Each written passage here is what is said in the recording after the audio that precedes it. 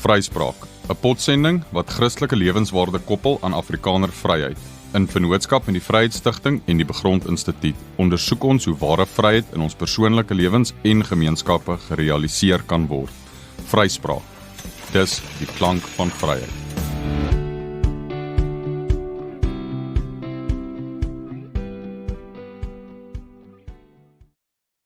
Goeiedag aan al ons luisteraars by vandag se program op Vryspraak. Vandag se program is 'n uitnodiging tot nadenke oor die fondament van ons geloof en hoe dit elke aspek van ons lewe raak. Ons onderwerp handel oor die heel basiese struktuur van wat dit beteken om 'n Christelike lewens- en wêreldbeskouing te hê. Die vraag wat ons ondersoek is, hoe kan ons die wêreld, hoe kan ons die lewe en uiteindelik onsself deur die lens van die skrif sien? Dit wil sê, wat is die ABC's van so 'n lewensbeskouing? Wat is die onmisbare beginsels wat elke gelowige behoort te verstaan en toe te pas? Ons het die voorreg om vandag met professor Alwyn Swanepoel te gesels. Prof, baie welkom. Dankie Alistair, is 'n voorreg om saam met jou te wees. Nou, Prof Alwyn Swanepoel is 'n ervare dogmatiek professor aan die AP Akademie wat nou bekend geword het vir sy vorige gesprek hier op Vryspraak saam met Dr. Wikus Buys, waar hulle gepraat het oor godsbeskouing en kultuur. Maar dit spesifiek in vandag se program, waar ons hoop dat hierdie gesprek, maar eintlik die jeug, die jong mense, maar eintlik die persone van my ouderdom kan help om te verstaan oor wat dit beteken om onder Christus se koningsheerskappy te leef en hoe hy oor elke deel van die werklikheid heers. Daarom nooi ons elkeen saam uit om te luister terwyl ons hierdie belangrike onderwerp verken en dan vra wat beide fundamenteel en dan ook prakties is. Nou, Prof, ons het in hierdie gesprek wat nou vir ons voorlê, is daar 'n belangrike grondwerk wat ons moet doen. En dit bring ons dan by die eerste vraag: wat beteken dit om 'n Christelike lewens- en wêreldbeskouing te hê en waarom is dit belangrik om een te hê? Ja, nee, dankie Alistair. Jy weet, eintlik praat ons hier oor 'n saak wat almal het. Dit gaan eintlik net of dat ons nou praat oor wat dit beteken as jy dit as Christen het, want almal het 'n lewens- en wêreldbeskouing, of hulle nou daarvan bewus is of nie. En as ons sê, wat beteken dit om 'n Christelike lewens- en wêreldbeskouing te hê, gaan dit maar net daaroor dat ons vra maar hoe jy as Christen konsekwent dit deurvoer na elke hoekie van jou bestaan toe. En dat jy eintlik nou maar net vra hoe die lewe belig word in sy volheid as jy as Christen dit benader. En dit gaan oor jou basiese verbintenis tot die lewe, dit gaan oor die basiese oriëntasie van jou hart, en dit word uitgedruk of jy nou Christen is of nie, deur bepaalde voorveronderstellings waarvan jy bewus of onbewus is, en 'n bepaalde verhaal wat jy veronderstel of jy nou daarvan bewus is of onbewus is. Nou, wêreldbeskouing bring dit maar net in 'n sin na die oppervlakte toe, is hoe sien ek die lewe? Elke mens het een, en as jy lank genoeg met iemand praat, dan word dit uitgeken aan basiese vrae wat jy op 'n basiese manier gaan beantwoord. Dit kom uit deur bepaalde praktyke wat jy het, watter verhale vir jou die kosbare verhale is wat jou eie lewe ook rig en identiteit gee, en watter simbole vir jou belangrik is. Nou ja, dit is belangrik om, as jy mens dit so daarna kyk, dan besef jy, dis meer as een kant van 'n saak. Dit gaan nie net oor die teoretiese hiervan nie, dit gaan ook oor die praktyke wat jy het. Ek dink dis waar ons in die verlede dalk 'n bietjie te min gedoen het oor wêreldbeskouing. Ons het gedink as jy net die regte antwoorde gee op bepaalde vrae, dan is jy reg. Nou, dit is belangrik en dit is 'n basiese vorm van kategese, maar egte kategese gaan oor eintlik 'n hele disipelskap en wat jou praktyke beïnvloed word, en jy weet dat jy kan identifiseer watter verhaal en verhale is vir jou kosbaar, watter simbole. Almal het dit. Christene probeer dan nou konsekwent vra, maar wat beteken dit as ek Christelik is? Met ander woorde, Christus is op die troon. En wat is die konsekwensies daarvan? Spesifiek vir alle terreine, maar ek gaan dalk nou 'n bietjie te ver, ons sal by van die sake mettertyd uitkom. Ja, goed, so die vraag is dan nou verder, as 'n mens nou sê dat ons as gelowiges probeer ons self oriënteer, ons probeer eintlik agter die kap van die byl met baie van hierdie goed kom, waar ons bewustelik een wil vorm en een wil vorm wat Christus op elke terrein erken. Wat sou oom dan nou sê is ja, wat definieer ons as die ABC van so 'n beskouing? Wat is of nodig, of die kernbeginsels wat gelowiges moet verstaan of wat hulle in hulle hande moet hê om uiteindelik so 'n lewenswêreldbeskouing onder Christus te kan kry? Man, ek gaan so vinnig op 3 maniere probeer om jou dit te antwoord, en enige een is eintlik 'n geldige invalshoek. Aan die een kant sal ou begin met basiese vrae soos: hoekom is ons hier? Is daar 'n probleem? Wat het fout gegaan, met ander woorde, as daar iets fout gegaan het? Hoe word dit herstel?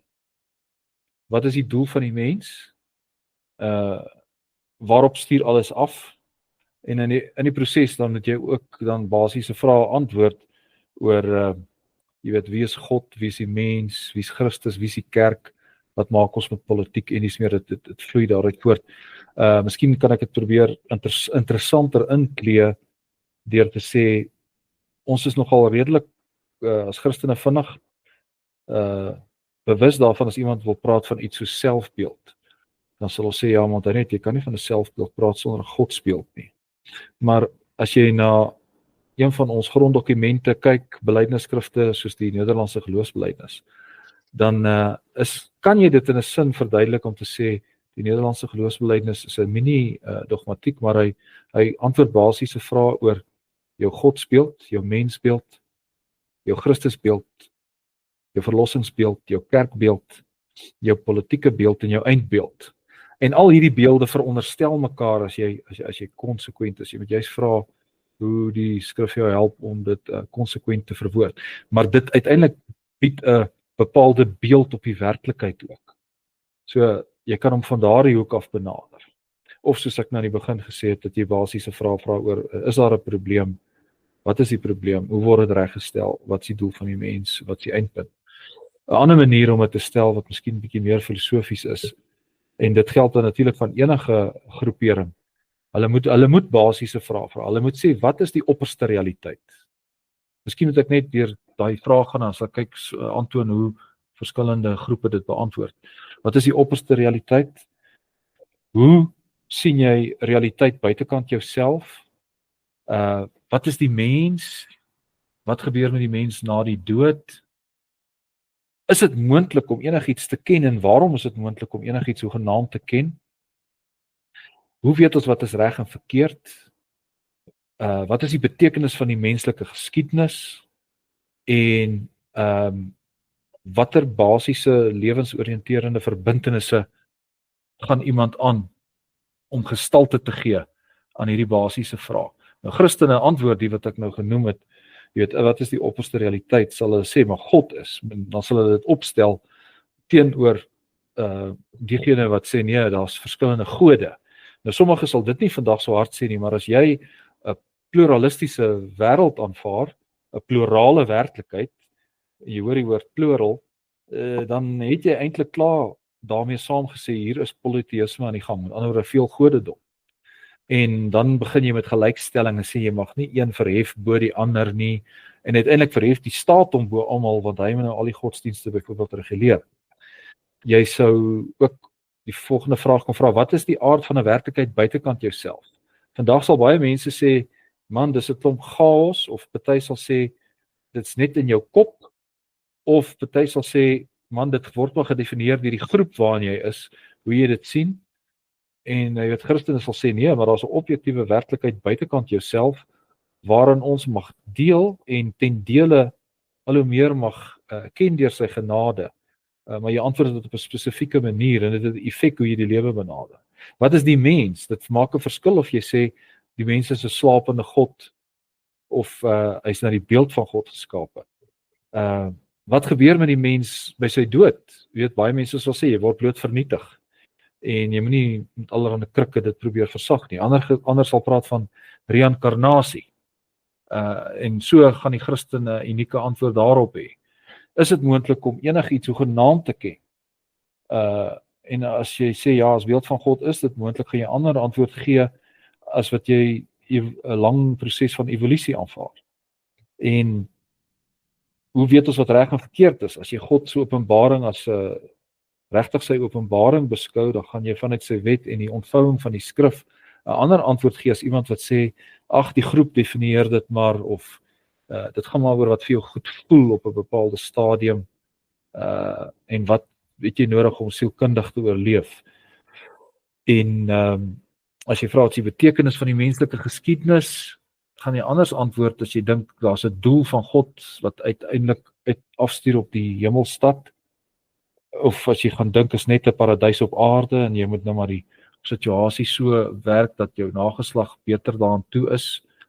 Ja, en uiteindelik watter verbintenis jy aangaan. Ek het hierdie laastes wat ek jou genoem het gekry by James Sire, wat dit so definieer. Hy het 'n hele boekie, The Universe Next Door, waarmee hy sin speel daarop. Daar kan vandag iemand langs jou bly wat 'n totaal ander geloof en uitgangspunte het, en hulle is so naby amper soos in sekere dele in die stad as 'n buurman. En dan verduidelik hy hierdie basiese vrae, hoe elkeen van hierdie verskillende groepe, en daar's nie net nimmer eindige hoeveelheid groepe nie. Uiteindelik kan jy hulle maar reduseer tot 'n paar groepe. Daar's eintlik net 'n paar basiese antwoorde. En dit is eintlik die verstommende van ons tyd, asof nie ingelig is oor hierdie goed nie. Dan kom daar nuwe teorieë na vore en ouens wat nie ingegrawe is daarin nie. Hulle reken bloot hulle het nou iets nuuts gevind, maar as jy deur hierdie antwoorde gaan en deur dit werk en deur die verskillende opsies, kan jy dikwels vir 'n ou vandag net sê, man, jy het net gewoonweg 'n pantheïs geword, of as jy 'n ander woord wil gebruik, jy's besig om toenemend jou te vereenselwig met die nuwheidsbeweging, byvoorbeeld. So dit help jou om meer bewus van dit alles te wees. So dit help ons om meer bewus te wees. Dit beteken nie alles in jou lewe is daarmee uitgesorteer nie, maar ons kan daarby ook verder kom later. Ja, so ons het nou nogal redelik gepraat oor hierdie inleidende vrae, maar ek wil nou teruggaan op dit wat Pim nou ook redelik na verwys het in hierdie antwoord nou, is dat daar is nou hierdie verskeie wêreldbeskouings in hierdie boek wat ook sê dat die klomp ouens langs jou het 'n totale ander beskouings oor die lewe en die wêreld. Nou, jy het spesifiek onder jong mense vandag, ek dink dit is veral 'n gevaar in ons tyd, het jy nou nogal 'n ding wat toeneem in Amerika, en dit spoel eintlik alles oor na ons toe. Dit is hierdie ouens wat so invloedryk is. Nou, saam met hierdie wêreld wat nou klomp, wat nou eintlik pluralisties is en die pluralisme al bevorder en alles onder dieselfde kam skeer, alles gelykstel, en hierdie ouens wat ook invloedryk is. Jy kan na 'n invloedryke ou kyk wat vir jou bepaalde goed leer, en 'n ander ou wat presies die teenoorgestelde goed leer, maar jy hang albei aan. Die vraag wat ek nou eintlik wil by uitkom is, as 'n mens nou kyk na waarheid en die relativisering daarvan en die objektiviteit daarvan, hoe belangrik is dit dat ons onsself daaroor oriënteer, en wat is ons beginpunt of wat is ons vertrekpunt vir die waarheid? Ja. Kyk, uiteindelik gaan dit oor een van daardie basiese vrae wat ek genoem het, jy weet, is daar 'n werklikheid by jou buitekant jouself, en is dit kenbaar? Jy weet, die ou wat sê, jy weet, dit gaan uiteindelik maar net wat jy daarvan maak, wat jy weet, inkoop in hierdie konstruktivisme van ons dag. Jy skep jou eie werklikheid. In so 'n geval, hy aanvaar nou nie as objektiewe waarheid nie, dan is dit beter om hom te druk na absurde konsekwensies van sy siening. Jy weet, hulle praat ons van die reductio, jy vat dit na sy logiese gevolg toe, en vir alles is dit 'n absurde, dis maar een van die basiese argumentvoerings. En daag jy iemand uit om meer konsekwent te raak met dit wat hulle sê, sodat hulle self die effek daarvan, want dikwels parasiteer hulle op 'n ander wêreldbeskouing, en jy weet, dis maar deel daarvan om maar dan vir hulle bewus daarvan te maak. Ag, en partykeer is dit getuienis dat jy vir 'n ou sê, as hy 'n waarheidsoomblik het, want enige stelsel het waarheidsoomblikke, dit moet ons besef. Anders sou niemand dit geglo het nie. Maar partykeer kan jy vir hom sê, weet jy, daardie ding wat jy nou sê wat so mooi is, maak net sin met hierdie basis. Ja. En partykeer moet jy vir hom sê, daardie ding wat jy nou sê is mooi, maar hy gaan net oopblom. Jy weet, binne in Christus en in die aktiewe geloof in hom. So dis 'n getuienistaak en die Here oortuig, maar ek dink 'n basiese ding waarop ons elke ou kan uitdaag in die eerste plek onsself, is dat die Here Jesus sê in Johannes 7, is dit vers 17, my leer is nie myne nie, as iemand gewillig is om sy wil te doen, sal hy weet of wat ek sê uit myself is en of dit uit God is. Daar gebeur iets in iemand se lewe wanneer iemand die waarheid soek. Jy weet, en veral as jy dan op jou knieë die Here vra ook om jou daarin te begelei. Jy weet, ek dink dit het iets te maak met ook wat Spreuke sê, die vrees van die Here is die beginsel van wysheid. As jy jou plek voor hom inneem en jy vra hom om jou te wys, jy weet, dan gaan jy op 'n weg geneem word en elke ou se verhaal is anders. Maar waarheid het 'n manier om homself aan te meld in jou lewe. Jy weet, dis maar, ons kan baie teorieë hê, maar uiteindelik is daar realiteite, jy kan nie daarteen bly skop nie, want realiteit skop jou later terug. En ek dink dikwels moet ons ouens ook maar net daartoe uitdaag, terwyl ons dit eerste plek vir onsself, teenoor onsself doen, is om te sê, maar ek soek u, en ek soek u wêreld en u waarheid, en lei my, en maak my van harte gewillig om aan te pas en te bekeer waar nodig. En jy weet, as jy op daardie weg met iemand stap en die persoon sien jy stap self ook so, dan gaan nou op 'n reis. En ek glo die werklikheid, weet, soms praat hulle van die werklikheid, die grein van die werklikheid. Die grein van die werklikheid is so in 'n bepaalde rigting deur God geskape. Selfs die ongelowige kan nie lankdurig homself heeltyd daarteen verset nie. Hy moet iewers selfs in sy ongeloof kompromieë maak om te bly bestaan. En dan, jy weet, dan raak dit ook 'n getuienispunt om te sê, maar jy weet, as jy nou hierdie ander pad volg, wees nou konsekwent daartoe. Maar jy kan nie, want iewers moet jy raak dit seer om so teen die grein heeltyd te gaan. En ja, as iemand dan in 'n milieu kom van Christene wat nie net teoretiseer daaroor nie, maar wat dit leef, dan behoort daar 'n tipe shalom, vrede, jy weet, 'n omvattende welstand, iets daarvan tog daar pos te vat wat nie net kopieerbaar is in 'n volgende groep nie, want jy kan dit nie naboots nie. En hulle behoort iets te begin ervaar ook binne die gemeenskap van die gelowiges. En as dit nie so is nie, moet ons natuurlik selfondersoek instel. Maar ek dink, jy weet, op daardie maniere is daar baie getuienispunte. Ek weet, C.S. Lewis vertel iewers, ek dink is in sy biografie, wat hy sê, autobiografie, as iemand, toe hy nog ateïs was, jy kan nie te versigtig wees wat jy lees nie, want jy weet, God is om elke hoek en draai om jou met 'n nuwe boek te verras, wat hy beleef. Hy verwys toe dan spesifiek na Chesterton daar, as ek reg onthou. Maar ja, God se werklikheid is so kragtig en heerlik, dat dit gaan jou om elke hoek en draai, kan dit jou verras, en jy dan regtig na hom soek en op jou knieë is en vra, wys my die weg. Dan moet ons ook, kan ons deur die genade aanvaar dat hy ons op ons woord gaan neem, en ook die persoon met wie ons in debat is, jy weet, hulle, in 'n sin is hulle ons nou besig met 'n verlore stryd, 'n geseënde verlore stryd, maar ja, ons het niks om voor weg te deins nie. Prof, wil ek nou eintlik met die vraag wat ons nou verder vra, begin dan by die begin. Soos wat ons as Christene dit sien, dit is by die Skepper, dit is by die Here self, die Here wat Skepper is en geskep het. En die vraag is dan nou, hoe help die leer van God se skepping en sy voorsienigheid in sy skepping ons om te verstaan dat hy oor elke aspek van die werklikheid heers? Ja, man, kyk, dit is nou in 'n sin so wyd soos die Heer se genade en sy skepping wat ons nou praat, nê. Maar ek bedoel, die skepping met al sy wondere, al die potensiaal wat in hierdie skepping ingeplaas is, ook hierdie tegnologie wat ek en jy tans mag benut, jy weet, kom van hom af, en dit beteken daar's niks wat jy sien of wat jy aan kan dink wat God verras nie.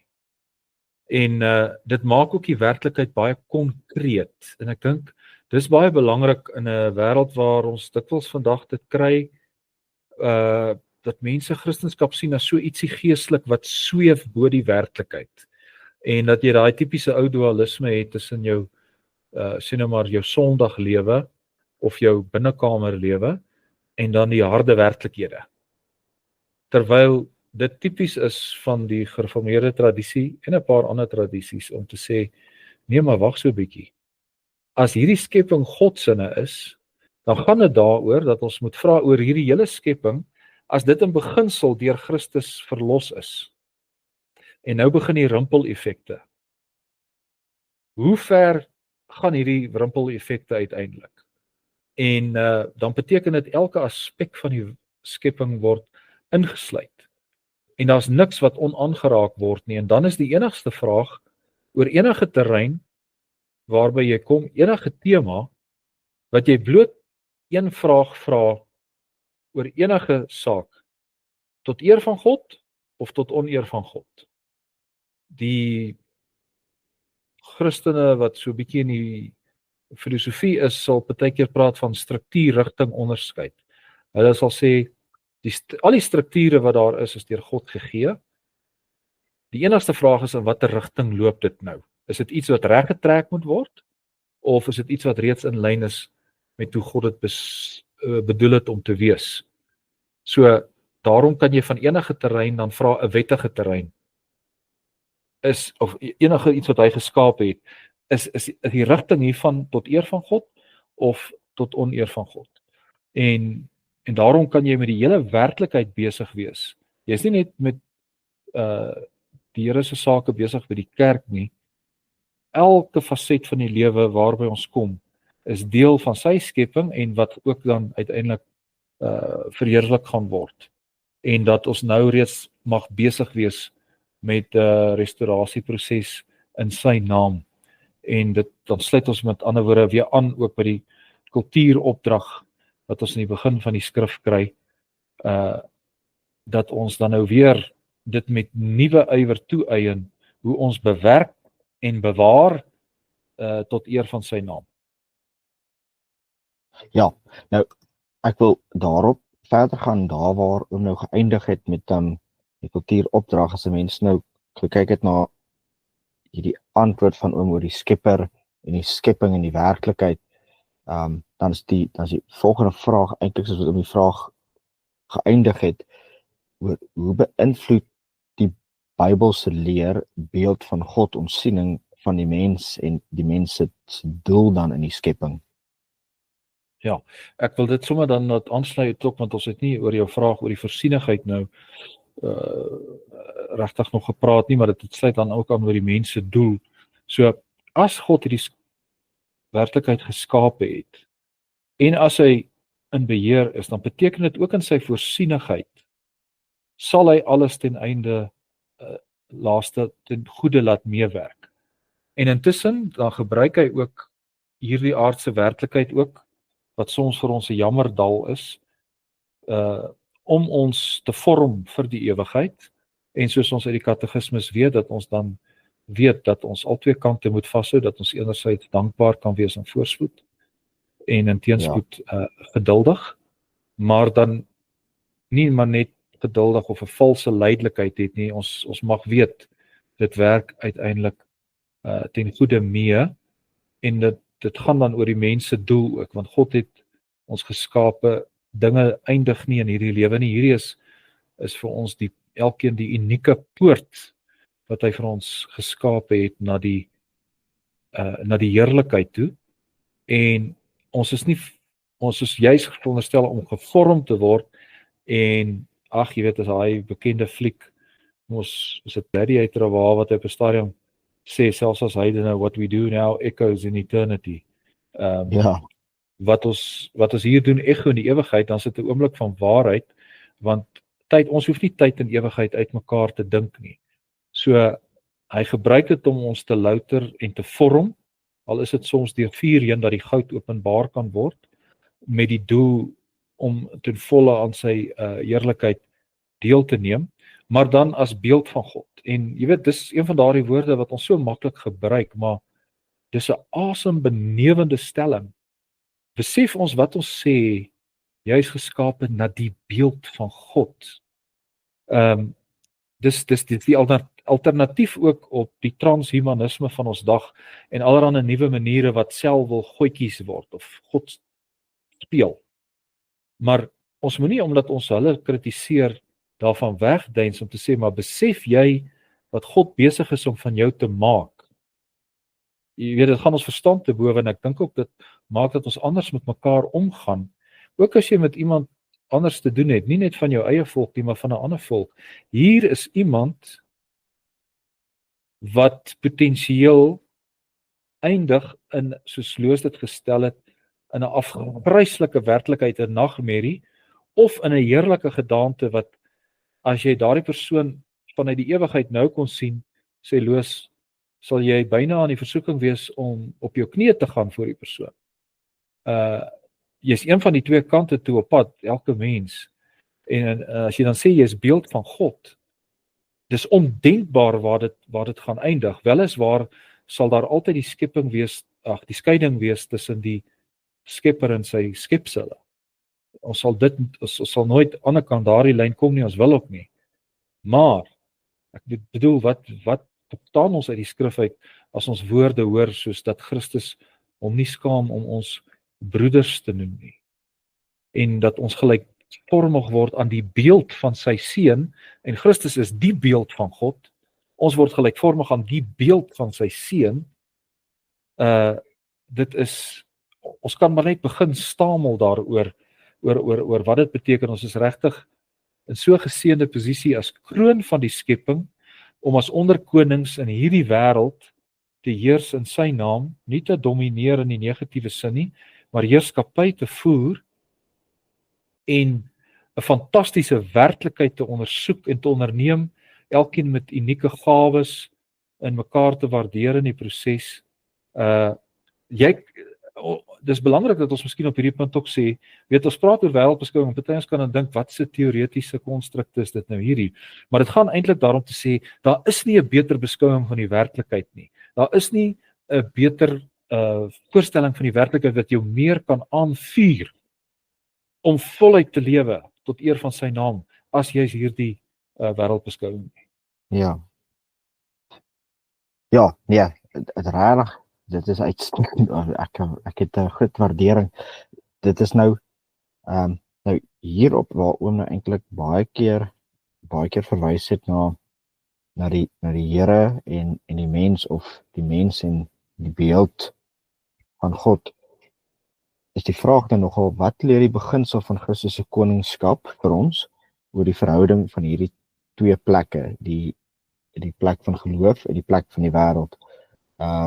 En dan nou kan ons dalk uitbrei oor wat leer ons daaruit oor die verhouding tussen geloof en die wêreld, veral in ons werk en die arbeid wat ons verrig, en die kultuur waarin ons onsself bevind, en spesifiek die Afrikaner kultuur, en dan ook in die politiek en ons politieke omstandighede.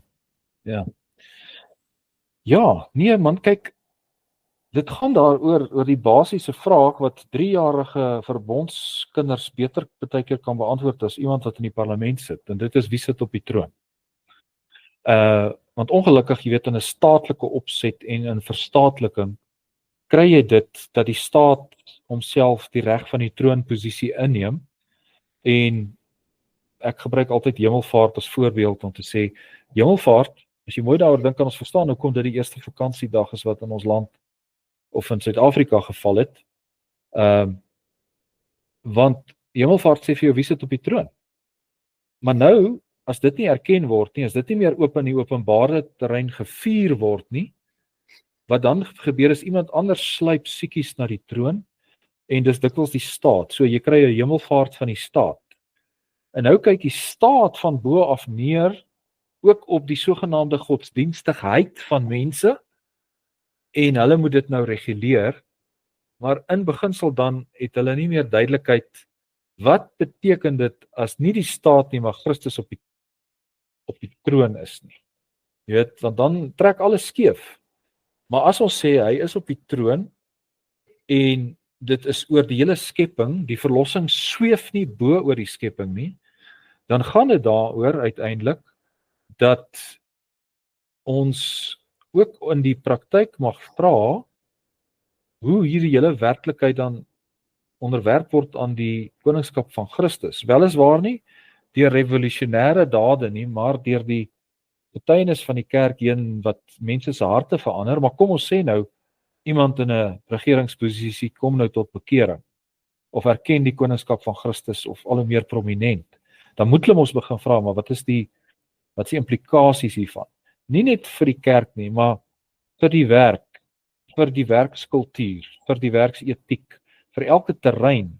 En wat beteken dit in die kultuur? Wat beteken dit vir die politiek?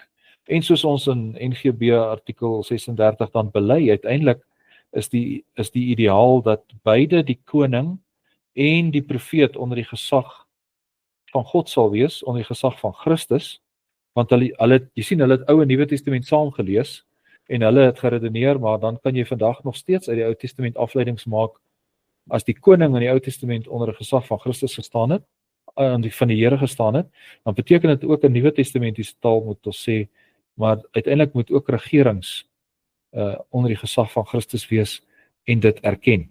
En weer eens, dan help dit dat die geloof nie sweef hier bo kan die aarde nie.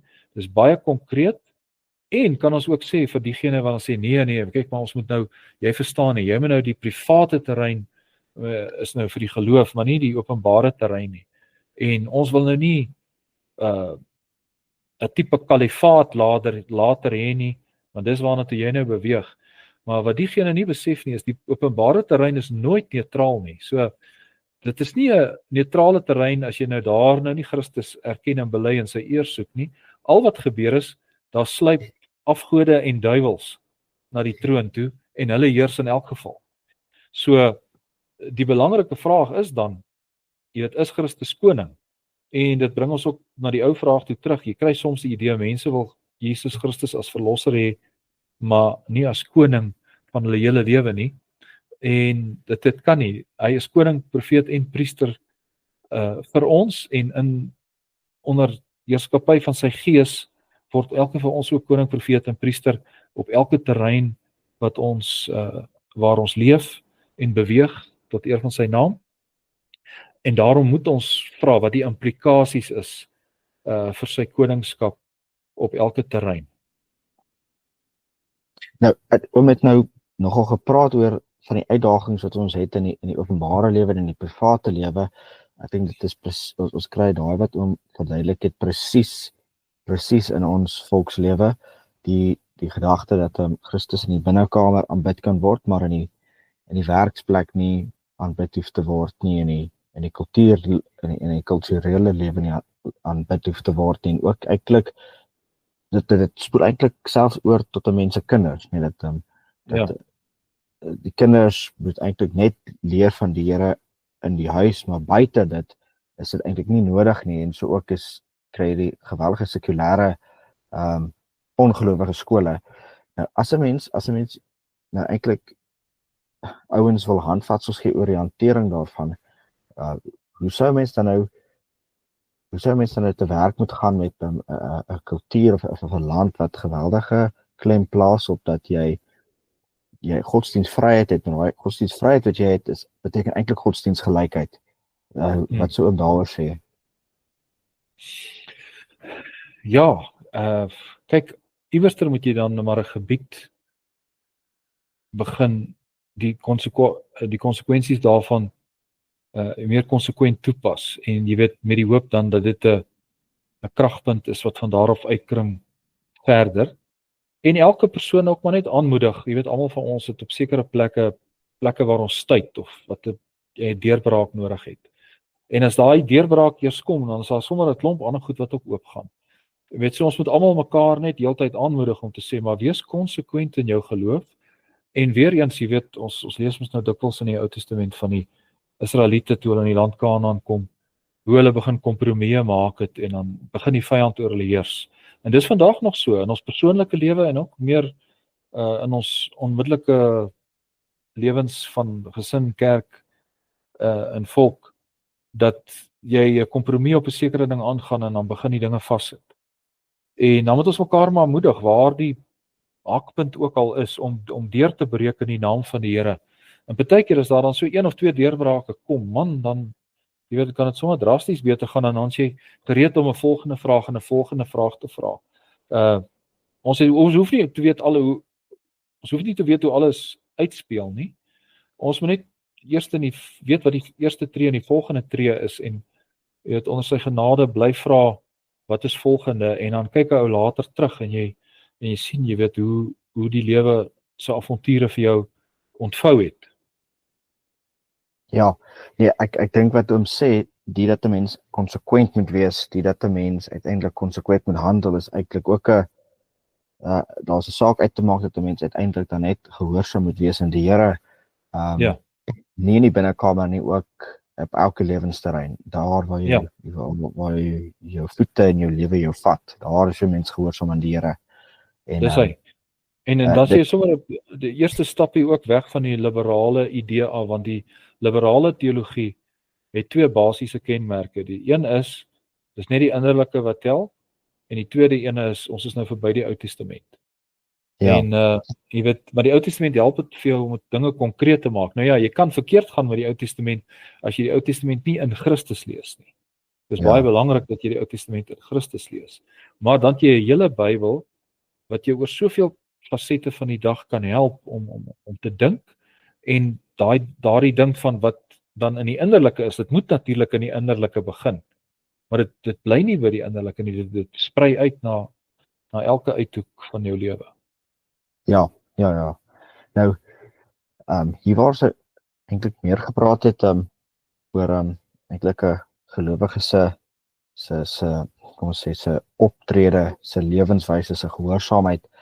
As mens nou gaan na vra rakende die verhouding van die Here se wet en die Here se evangelie, ek wil hierdie gesprek bietjie voorafgaan met die 2 openbarings van die Here. Die Here se algemene openbaring, die Here se openbaring in sy skepping en die werk wat hy nog verrig in die skepping, die Here te onderhou en daaroor te regeer, en dan die Here se baie spesifieke openbaring in sy woord. Hoe moet ons daardie verhouding verstaan tussen die Here se openbaring in die skepping en die Here se openbaring in die skrif, en dan veral die debat verstaan rondom die persone wat sê dat daar is van die algemene openbaring 'n natuurlike wet wat ons kan ontvang, 'n natuurlike wet wat op die algemene openbare lewe van toepassing is, in plaas daarvan dat dit die spesifieke openbaring van die Here is wat van toepassing is op die volkslewe. Ja. Man, ek wil net eerstens nog sê oor die vorige rondes in die gehoorsaamheid. Ek dink wat belangrik is dat ons ook sal raak sien, want dit sluit nou aan by jou vraag ook. Die gehoorsaamheid is natuurlik nie 'n starre gehoorsaamheid nie, dis 'n heerlike gehoorsaamheid. Dit is soos die Westminster belydenis dit begin, om tot eer van God te lewe en hom te geniet.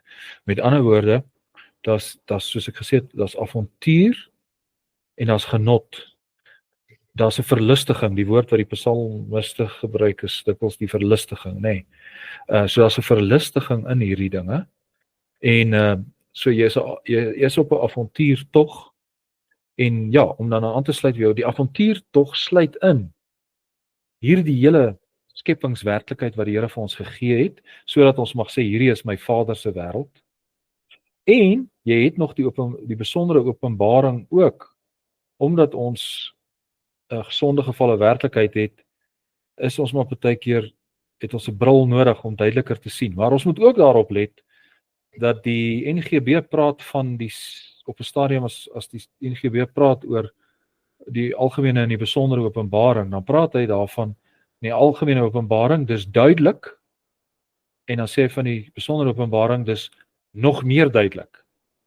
Jy weet, en dis ook nogal belangrik, want soms dan stel ons dit op asof totaal onduidelik, en hier is dit dan nou skielik duidelik, maar die persoon wie se oë verhelder is deur die Gees, sien die skepping duidelik en die skrif duideliker. So ons dit is 2 heerlike opsies, dat jy kan praat van duidelik en nog meer duidelik.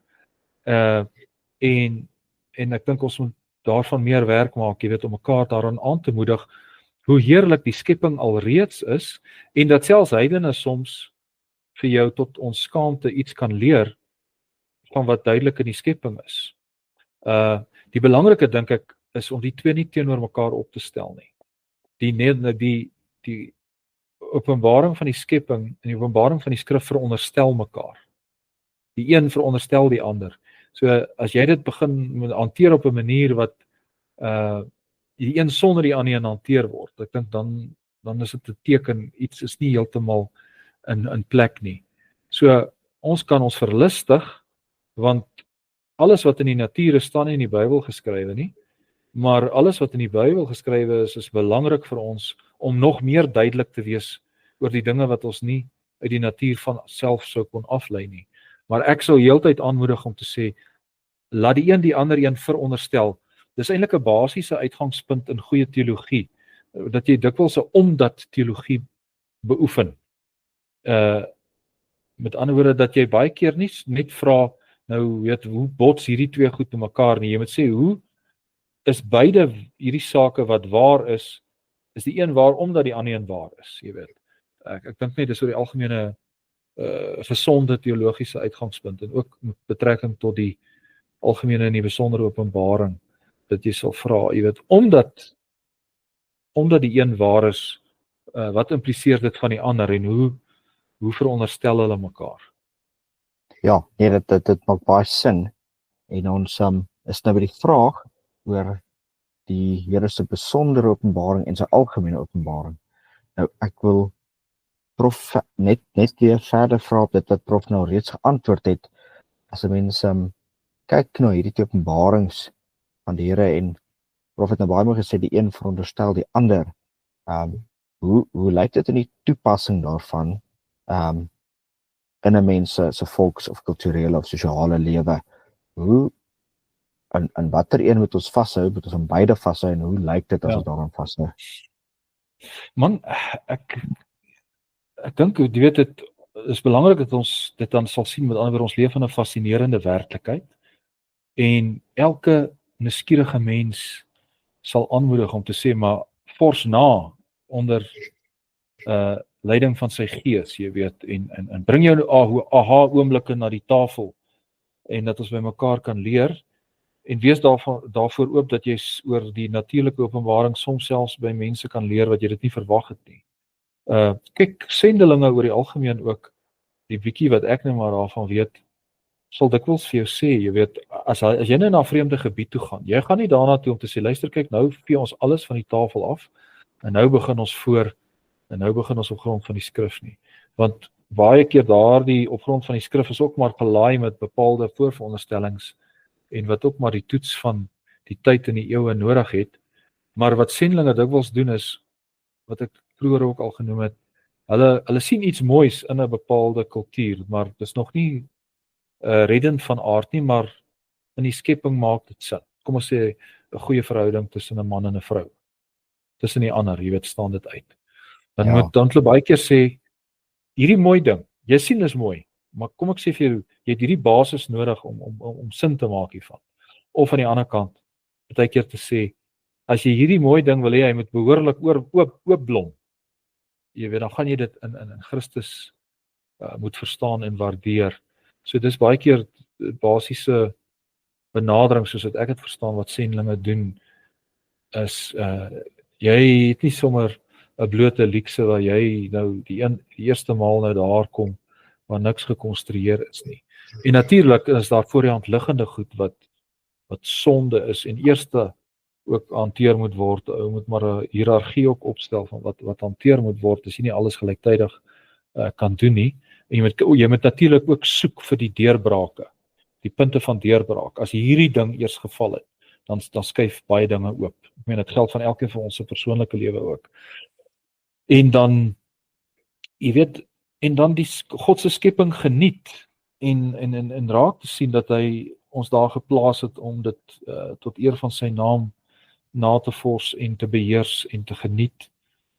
Natuurlik nie 'n afgod daarvan te maak nie, want dis wat die persoon buite Christus om maklik kan doen is. Nou is daar iets in die lewe wat hulle fascineer, maar daardie ding kom staan sentraal in hulle lewe. En dit kan die mooiste dinge wees, maar dit staan sentraal in jou lewe. Dit is mos maar basies wat met ideologie dikwels gebeur in die slegte sin daarvan. Ideologie kan maar net 'n bepaalde idee raamwerk beteken, maar soms kan dit maar beteken ideologie iets negatiefs. Jy vat 'n saak uit God se skepping en is dikwels 'n mooi saak. Maar die probleem is, nou vat jy daai mooi saak uit sy plek uit waar hy in God se skepingsorde sy bedoeling vind, of ja, en dan sit jy dit in die middel van die sentrum van jou lewe en jou lewe wentel rondom daardie saak. Of soos die katekisme sê, jy stel dit naas God. En nou wentel jou lewe daar rondom. En mense om jou begin ook dan dikwels agterkom, iets hier in jou lewe is ongesond. Iets.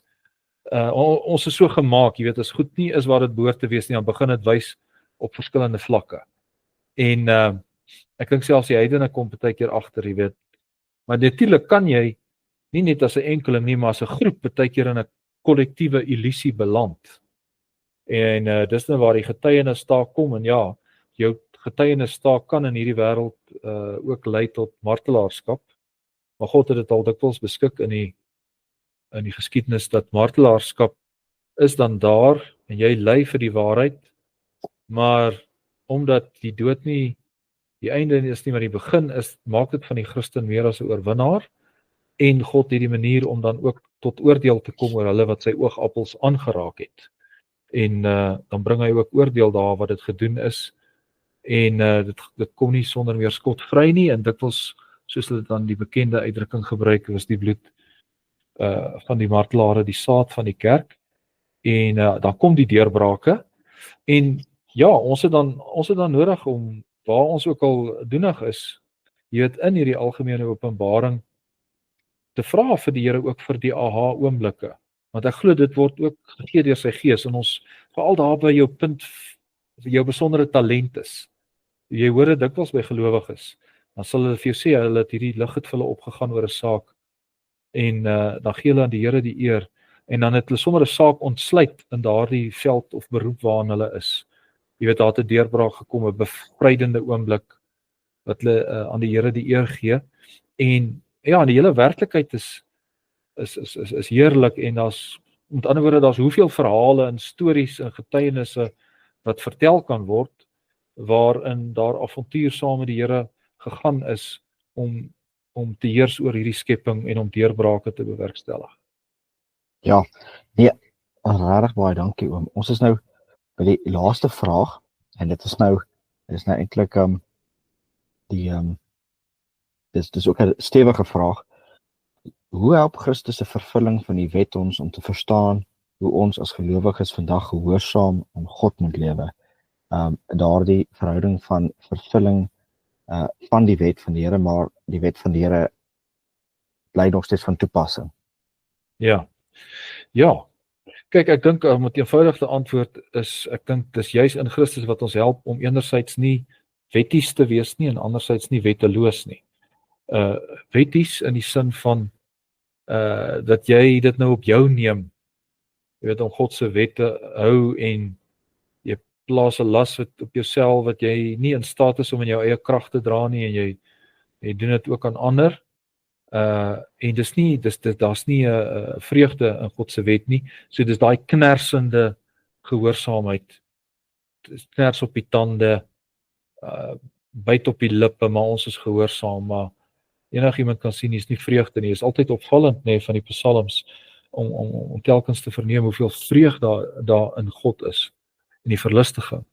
So, dit help ons om nie knersend te wees oor God se wet nie, maar die ander kant ook, dat ons nie onsself vry ag, soos vir die wêreld, of sommige Christene dit ag, hulle is nou vry van die wet, maar dan word hulle maar net antinomiane, wat hulle noem, teenwetlik is. So hulle leef nie volgens God se wet nie, maar dan is jy nie vry nie, dan is jy op 'n nuwe manier weer 'n slaaf van die sonde. Ek dink Psalm 119 is vir my baie keer die lakmoestoets is, weet, wat maak iemand wat nou gelowig is en sê, wat maak jy met Psalm 119?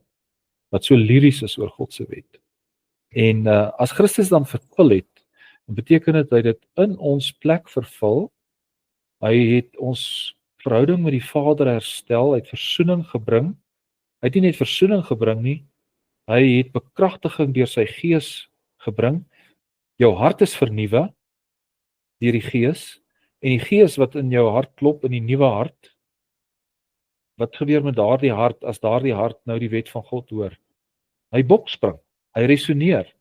Hy sê, dis hoe dit is, dis hoe dit ook wil wees, selfs as daar nog die pynigende selfveroordeling kom, as jy besef hoe jy dikwels tekort skiet, dan is jy so dankbaar vir hierdie wet van God en dat sy gees daar is om jou hoe langer hoe meer daarin gehoorsaam te maak. So in Christus word dit dan moontlik om aan die een kant nie vas te val in die wet dat dit hierdie swaar saak is wat jou net veroordeel nie, maar dit maak jou ook vry aan die ander kant om nie daardie goedkoop argument te bevorder dat jy nou vry is van die wet, sodat jy nou eintlik nou maar opnuut weer jou eie gootjie is en jy skep jou eie werklikheid, maar dit kan nie meer resoneer met God se woord nie. So Christus se vervulling is noodsaaklik om ons beide te bewaar van 'n wettiese gees, maar ook van wetteloosheid, wat net so skadelik kan wees, want in die naam van Christus dan gaan jy teen God se wil, en dan verstaan nou later nie hoekom sekere goed in jou lewe of jou volk nie uitwerk nie. En jy's eintlik so 'n bietjie dan in 'n illusie, en jy moet vra, jy weet, of in hoe mate jy dan werklik onder leiding van die Gees lewe, en daarom het ons die kerkgeskiedenis ook nodig om ons te help, om te sien hoe het hierdie dwalings ontstaan, en op watter weg bly ons daarvan vry om in Christus op 'n bevrydende wyse met God se wet om te gaan. Baie dankie. Dit was vir my 'n geweldige lekker gesprek, 'n baie goeie gesprek. Ek waardeer hom se tyd. Dit is hier waar ons ekskuus hom. Nee, ek sê dis 'n voorreg om te gesels, en ja, in hierdie geval, jy weet, as jy so praat, dan besef jy net, dit kan so maklik gebeur dat 'n ou se teorie beter is as 'n ou se praktyk.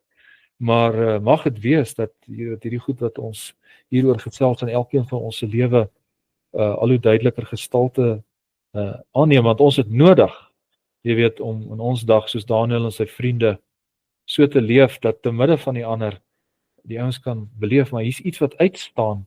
Hulle het vir Daniel gesê, jy weet, die gees van die gode is in jou, vir Josef ook gesê. En as dit van ons ook gesê mag word, omdat dit so is, omdat die gees in ons werk, jy weet, wat 'n wonderlike getuienis sal dit nie wees nie. Ja, nee, inderdaad. Nee, en dit is dan nou hier waar ons stil staan by die einde van ons eerste deel van die gesprek, waar ons dan nou ook almal verder uitnooi om volgende keer in te skakel by die tweede deel van ons gesprek, waar ons 'n bietjie meer kyk na van die praktiese implikasies, daai waar ons nou gesê dit oor moet gaan na die praktyk, na die doen, waar ons kyk na die Christelike hoop en die toekoms wat ons het as gelowiges, en dan bring ons die afsluiting saam oor, bring ons die gesprek saam in 'n afsluiting oor hoe mense dan nou praktiese uitdagings kan oorkom. So nee, baie dankie oom, en ons sê ook baie dankie vir al die luisteraars, tot volgende keer. Dankie Alistair.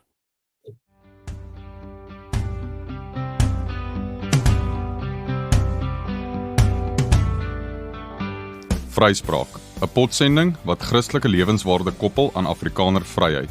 In vennootskap met die Vryheidsstigting en die Begrond Instituut ondersoek ons hoe ware vryheid in ons persoonlike lewens en gemeenskappe gerealiseer kan word. Vryspraak, dis die klank van vryheid.